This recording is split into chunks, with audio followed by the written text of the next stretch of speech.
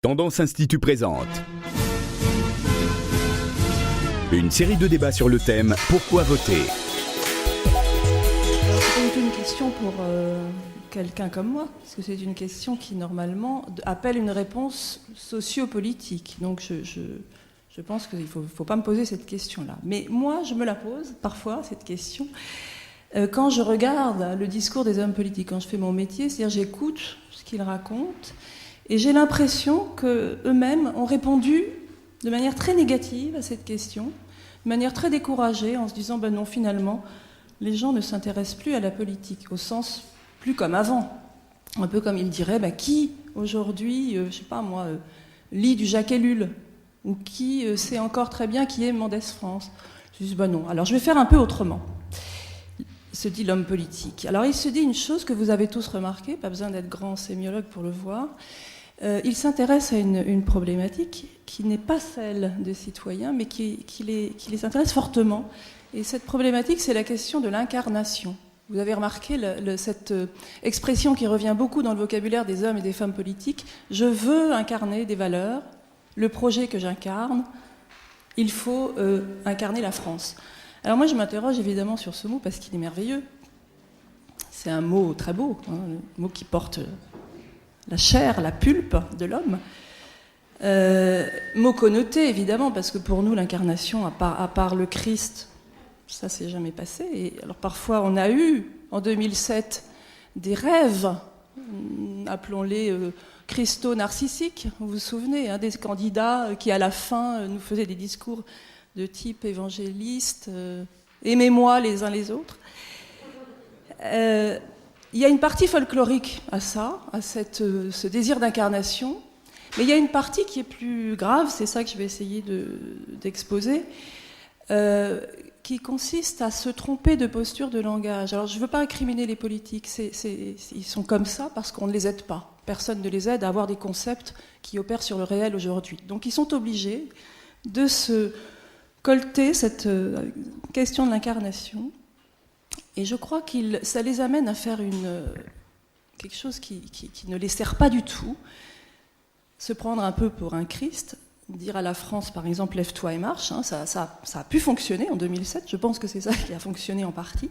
Mais aujourd'hui, dans la campagne actuelle, ça les met dans une illusion qu'ils ont à peu près tous, à des degrés divers, et qui serait au fond de penser que leurs mots, leurs discours, incarné dans leur corps, évidemment, va générer du réel.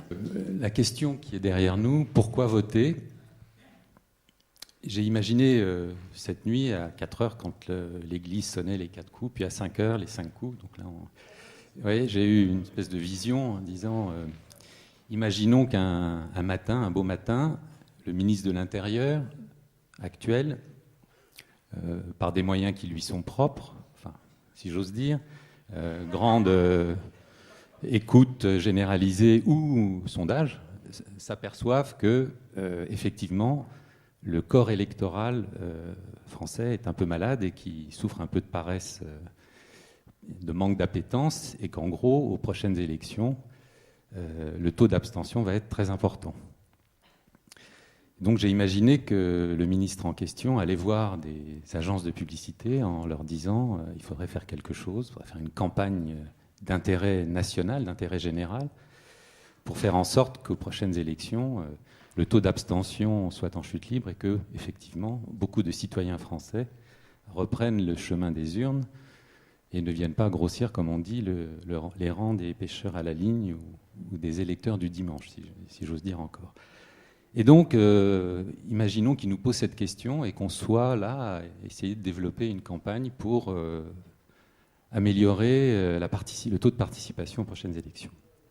Alors, la première chose que les agences feraient, ce serait de faire plancher leurs stratèges sur les principales raisons de cette désaffection.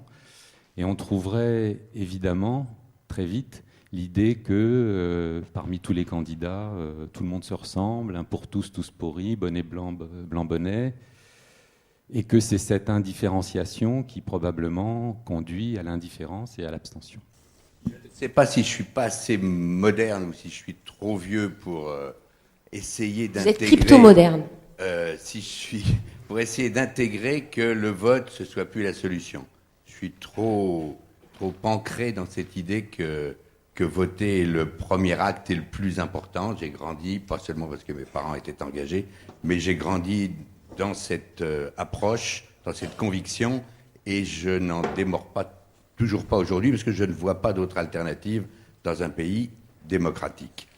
Je pense que aujourd'hui, comme l'ont dit chacun avec leurs mots, Mariette et Charby et Gérard, c'est évident que... Non, parce que Charby, c'est mieux que ces gars-là. Et donc, je crois que tout le monde s'intéresse à la politique, mais tout le monde ne fait pas forcément confiance aux acteurs de la politique aujourd'hui pour rendre efficient, pour rendre efficace le choix que l'électeur souhaiterait pouvoir faire dans sa grande majorité.